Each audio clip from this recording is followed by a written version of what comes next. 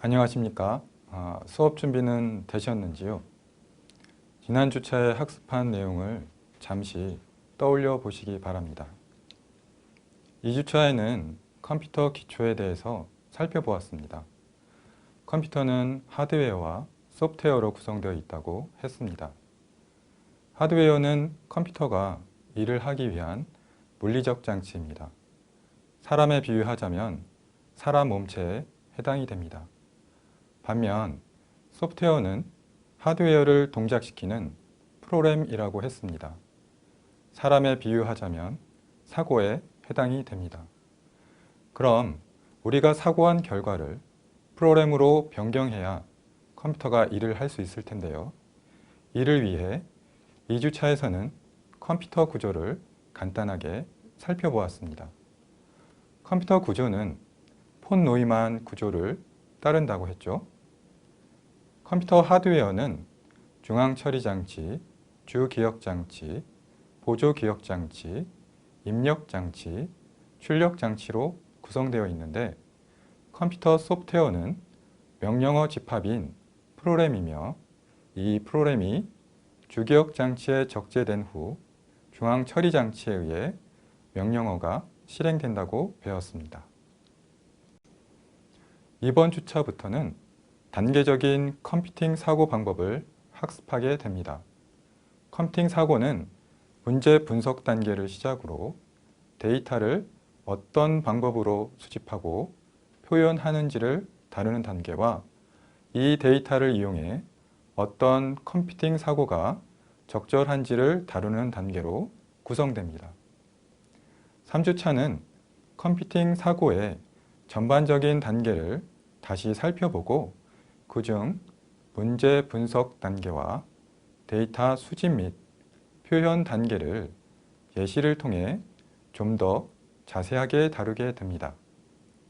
3주차 수업 내용을 학습한 후에는 문제 분석을 위한 문제의 현재 상태와 목표 상태를 정의하고 현재 상태에서 목표 상태로 도달하기 위한 구체적인 작업 순서를 설명할 수 있게 될 것입니다. 또한 문제 분석을 통해 여러 요소 중 문제 해결에 필요한 핵심적인 요소를 구분할 수 있게 됩니다. 다음으로 문제 해결을 위해 어떤 데이터를 어떤 방법으로 수집해야 하는지와 이를 응용 소프트웨어를 통해 어떻게 표현하는지 설명할 수 있게 됩니다. 이번 주차 1차 시에는 먼저 대략적인 컴퓨팅 사고 개념과 단계에 대해 알아보도록 하겠습니다. 다음으로는 컴퓨팅 사고 단계 중 첫 번째 단계인 문제 분석 단계를 알아보겠습니다. 우리는 이미 일반적 사고와 컴퓨팅 사고가 크게 다르지 않다는 점을 알고 있습니다. 이는 일반적인 문제의 형태가 컴퓨팅 능력이 필요한 문제와 별반 다르지 않다는 의미입니다. 예를 들면 여러분에게 특정 단어인 컴퓨팅의 뜻을 찾아보라는 문제가 주어졌다고 생각해 보길 바랍니다. 여러분 곁에 국어사전이 있다면 국어사전을 펼쳐 자음, 키읔 부분으로 넘길 것이고 모음, 부분으로 넘어가기를 반복하여 컴퓨팅 단어를 찾아낸 후 그 뜻을 볼 것입니다. 만약 여러분의 스마트폰에 국어사전 앱이 있다면 간단히 찾기 입력창에 컴퓨팅을 입력 후 찾기 버튼을 터치하겠죠. 자, 이때 국어사전 앱은 컴퓨팅 단어를 어떻게 찾는 것일까요? 여러분이 국어사전을 이용해 찾는 행동 순서와 국어사전 앱이 찾는 행동 순서는 별반 다르지 않습니다.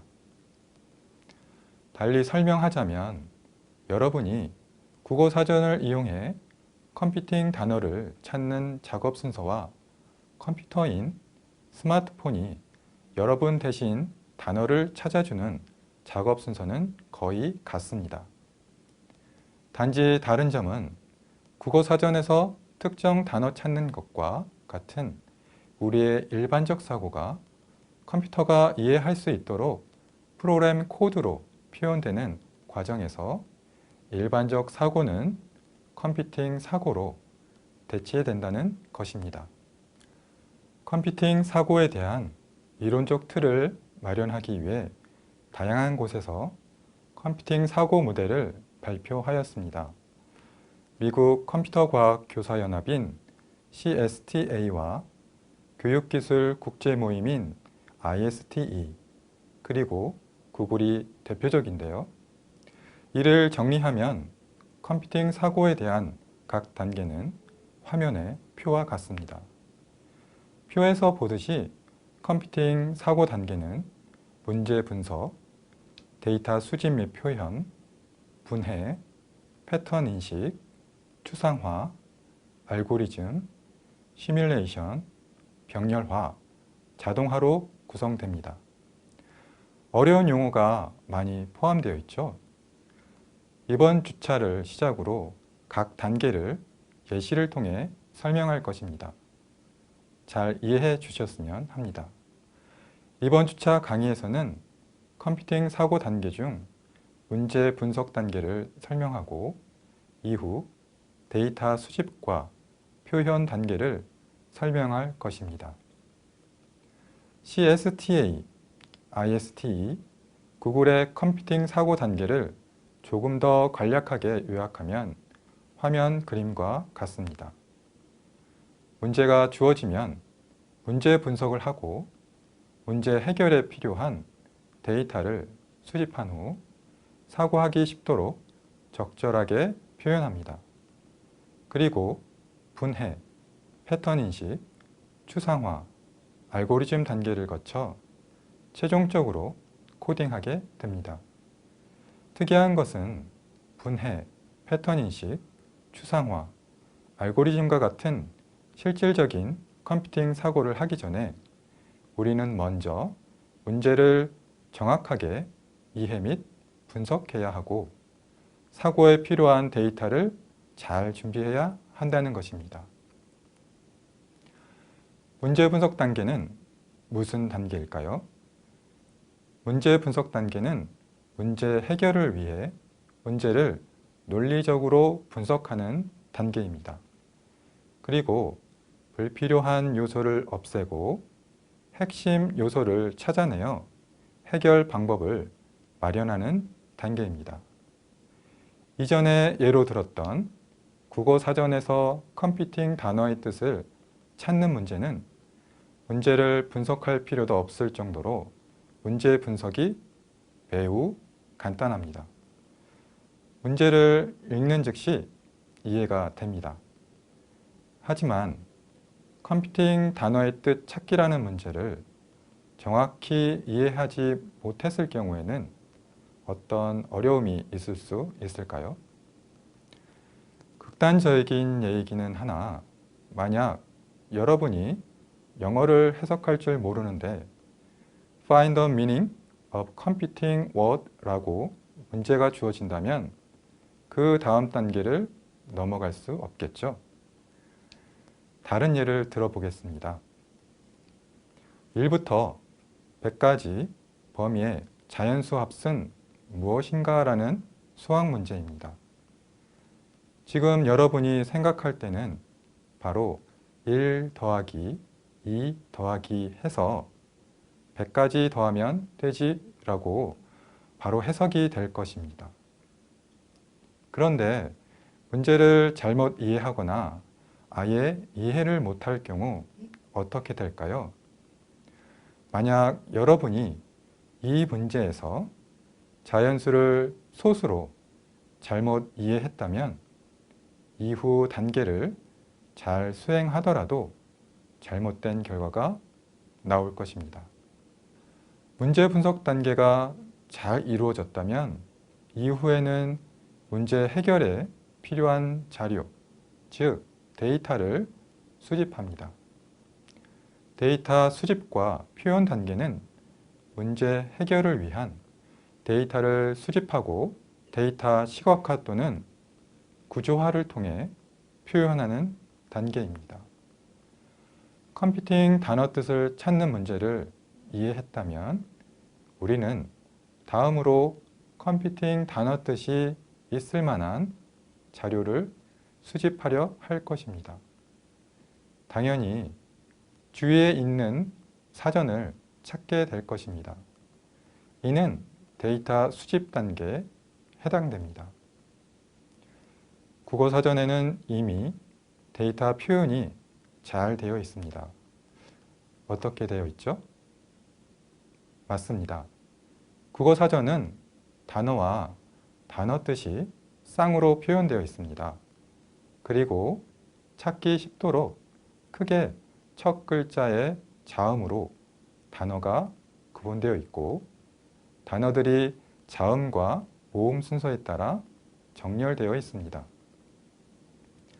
만약 데이터 수집이 어려울 경우 어떻게 될까요? 아예 그 다음 단계로 진행할 수 없을 것입니다.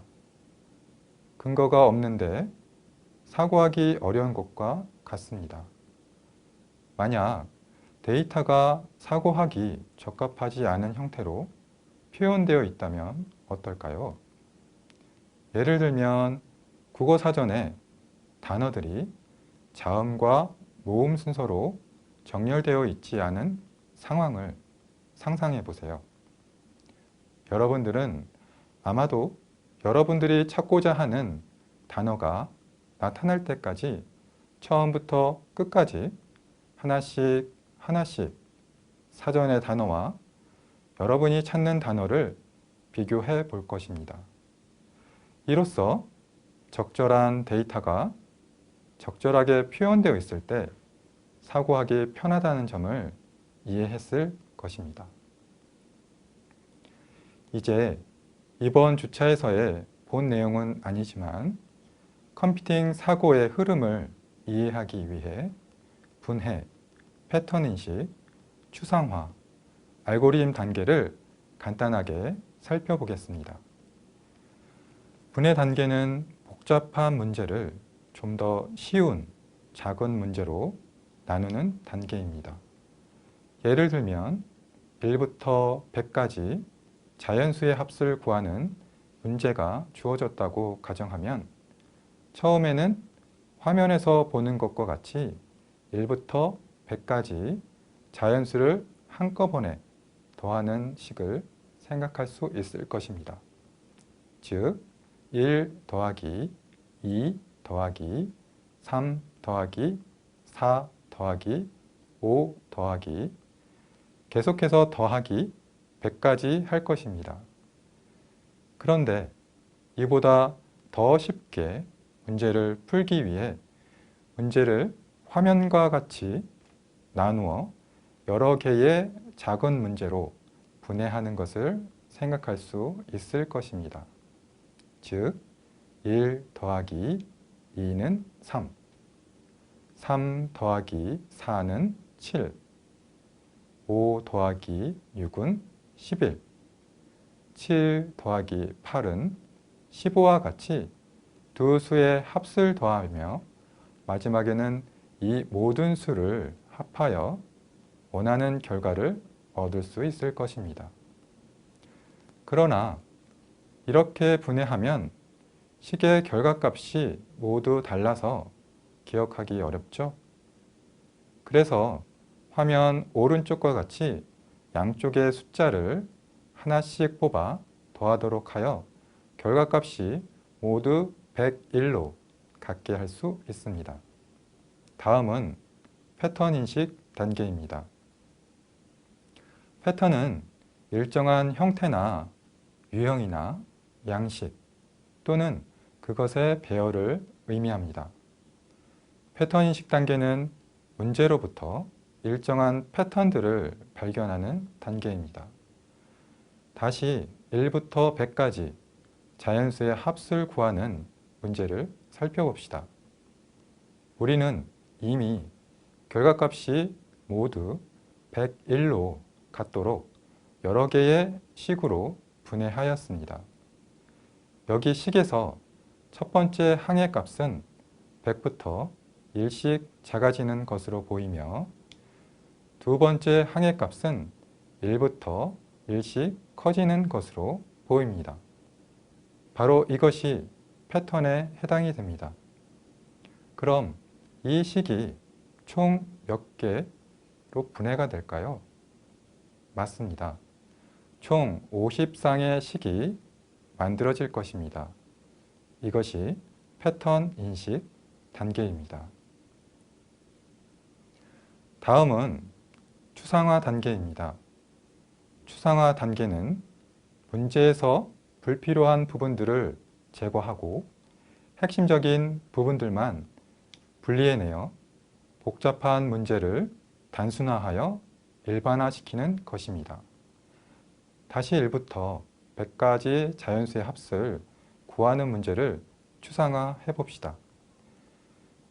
우리는 이미 패턴 인식을 통해 작은 식의 결과값은 101로 동일하며 동일한 값이 50개 만들어짐을 알고 있습니다. 그렇다면 50개로 구성된 작은 식을 화면의 식처럼 단순화시킬 수 있습니다. 즉, 100 더하기 1 곱하기 100 나누기 2와 같은 식으로 추상화하여 식을 일반화시킬 수 있습니다. 이것이 추상화 단계입니다. 추상화 단계에서 불필요한 부분들을 제거하고 핵심적인 부분들만 분리해내었다는 것을 다시 살펴봅시다. 이 문제를 추상화하지 않고 합을 구한다면 50쌍의 식에 대한 중간 결과값을 계산해야 하고 그 중간 결과값을 모두 합하여 최종 결과값을 계산해내야 합니다. 하지만 추상화한 후에는 단지 하나의 식만 계산해내면 최종 결과값을 구할 수 있습니다. 이렇게 문제를 단순화시켜 문제를 훨씬 빠르게 풀 수 있게 되었습니다. 다음은 알고리즘 단계입니다. 알고리즘 단계는 문제 해결을 위한 일련의 단계적 과정을 논리적 문제 해결 과정 순서로 표현하는 것입니다. 자, 다시 1부터 100까지 자연수의 합을 구하는 문제로 돌아가 봅시다. 우리는 이미 추상화 단계에서 화면의 식을 통해 1부터 100까지의 자연수 합을 구할 수 있다는 것을 알고 있습니다. 그럼 이 식의 결과값을 구하는 단계를 표현해 볼까요? 먼저 100 더하기 2를 실행하여 101 값을 계산해낼 것입니다. 다음으로 100 나누기 2를 하여 50을 계산해낼 것입니다. 마지막으로 101과 50을 곱하여 5050을 계산해낼 것입니다. 이렇게 문제에 대한 논리적 해결 과정을 순서적으로 표현하는 것이 알고리즘 단계입니다. 이 알고리즘 단계를 통해 우리는 비슷한 형태의 문제를 이 알고리즘으로 해결할 수 있습니다. 1부터 100까지의 자연수 합이 아닌 이젠 1부터 1000까지의 자연수 합세 문제를 변경해 볼까요? 그렇게 되면 추상화 식은 화면의 식과 같이 100이 1000으로 변경이 됩니다. 당연히 단계별 식도 100이 1000으로 변경되며 이에 따라 중간 결과값과 최종 결과값이 변경됨을 알 수 있습니다. 이로써 1부터 특정 수까지 자연수의 합을 구하는 문제는 이 4단계를 거치면 해결될 수 있다는 점을 알게 되었을 것입니다. 그럼 이 3단계를 컴퓨터가 이해할 수 있는 프로그래밍 코드로 변경하면 어떨까요? 프로그래밍 코드 실행 시 마지막 범위수만 알려주면 컴퓨터가 알아서 합수를 계산해 줄 것입니다. 지금부터는 문제 분석 단계에 대해 좀 더 알아보도록 하겠습니다. 문제의 사전적 의미는 해답을 요구하는 물음입니다. 우리는 평소 주위 사람이든 자기 자신에게 많이 묻습니다. 예를 들면 옆 친구에게 강남역에서 서울역까지 어떻게 가는 것이 좋을까? 라고 물을 수 있습니다. 그럼 친구는 다양한 방법을 알려줄 겁니다. 어떤 교통수단을 사용하는지에 따라 여러 가지 방법이 있음을 알려줄 것입니다. 그럼 친구는 어떤 교통수단을 선택할래? 하고 다시 본인에게 물을 것입니다. 만약 교통수단으로 지하철을 선택했다면 어떤 역에서 갈아타는지에 따라 걸리는 시간이 다름을 알려줄 것입니다. 그럼 본인은 그 중에서 한 가지를 선택하겠죠? 여기서 알 수 있듯이 여러 방법이 있더라도 어떤 조건을 선택하느냐에 따라 최종 방법이 달라진다는 것입니다. 즉, 우리가 문제를 알려줄 때는 상대방이 문제를 정확히 이해하고 분석할 수 있도록 해야 한다는 것입니다. 이제 답변자 입장에서 생각해 보겠습니다. 질문자가 문제를 내면 답변자는 먼저 문제를 정확하게 이해하고 분석해야 합니다. 그렇지 않으면 해결 방법에 오류가 있을 수 있겠죠. 예를 들면 2 더하기 3의 결과를 묻는 문제를 내었으나 문제를 잘못 이해하여 2 곱하기 3의 결과를 묻는 문제로 이해했다면 결과는 5가 아닌 6으로 틀린 답을 낼 것입니다. 지금이야 여러분들은 2 더하기 3 하면 5라고 바로 대답할 수 있을 정도로 쉬운 문제이지만 조금 더 복잡한 문제가 주어질 때는 정확하게 문제를 이해하기 위해 문제 분석 요소를 이용해 문제를 분석할 필요가 있습니다. 보통 문제는 현재 상태, 조건, 목표 상태가 내포되어 있습니다. 현재 상태는 문제 발생 상황으로 불안정하고 복잡한 상태입니다. 반대로 목표 상태는 문제 해결 상황으로 안정하고 단순한 상태입니다. 현재 상태에서 목표 상태로 변경되었다는 것은 문제가 해결되었다는 것이죠. 자, 그런데 상태 변경 중에 조건 요소가 있습니다.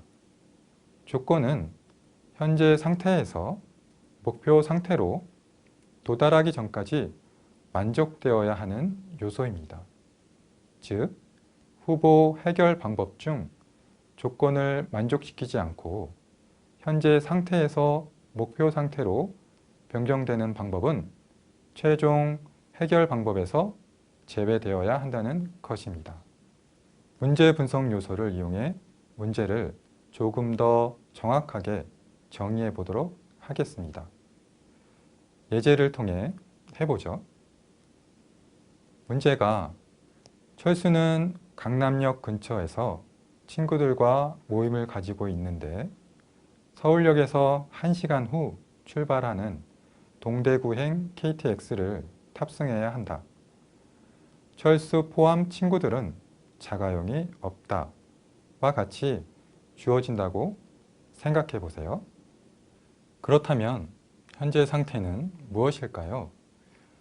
철수는 강남역 근처 모임에 참석하고 있는 중으로 서울역으로 출발하지 않으면 KTX를 놓칠 수도 있는 불안정한 상태인 것이죠. 얼마나 마음이 조마조마하겠습니까? 그럼 목표 상태는 무엇일까요? 서울역에서 동대구행 KTX에 탑승한 상태이겠죠. 목표 상태가 되면 그때는 아마 철수의 마음은 안정되어 있을 것입니다. 하지만 여기에 조건이 있습니다. 1시간 이내로 서울역에 도착해야 한다는 것입니다. 그리고 추가적으로 조건을 덧붙이자면 철수 포함해서 친구들은 자가용이 없으므로 대중교통 이용이라는 조건이 있을 수 있습니다. 그럼 현재 상태, 조건, 목표 상태를 보고 문제를 정의해 본다면 어떻게 될까요? 화면과 같이 강남역에서 서울역까지 대중교통으로 1시간 이내로 도착 가능한 경로는 무엇일까? 라고 명확하게 문제를 정의할 수 있겠죠. 어떤가요? 처음 문제가 주어졌을 때보다 좀 더 명확하게 이해할 수 있지 않나요? 바로 스마트폰 지도 앱을 실행하고 출발은 강남역으로, 도착은 서울역으로 설정하고 대중교통 탭을 눌러 1시간 이내에 도착할 수 있는 경로를 살펴보는 자신을 상상할 수 있겠죠? 자, 지금까지 우리는 컴퓨팅 사고 단계를 간략하게 살펴보았습니다. 컴퓨팅 사고 단계는 문제 분석, 데이터 수집과 표현, 분해, 패턴 인식, 추상화, 알고리즘 등이 있다고 했습니다. 다음으로 우리는 문제 분석 단계에서 문제를 현재 상태와 목표 상태, 그리고 조건으로 표현하여 문제 정의를 해보았습니다. 본 강의 영상 이외에도 강의 사이트에 보조 학습 읽기 자료와 동영상 자료가 안내되어 있습니다. 현재 많은 기관에서 온라인 무료 교육 서비스를 제공해주고 있는데요. 여러분도 현재 온라인으로 강의를 수강하고 있지요. 안내된 자료를 함께 보시면 학습에 많은 도움이 될 것입니다. 본 강의에서 사용된 강의 자료 또한 많은 부분 안내된 사이트의 자료들을 참조한 것입니다. 다음 차시 영상에서는 문제 해결을 위한 데이터 수집과 표현 방법을 살펴볼 예정입니다. 수고하셨습니다.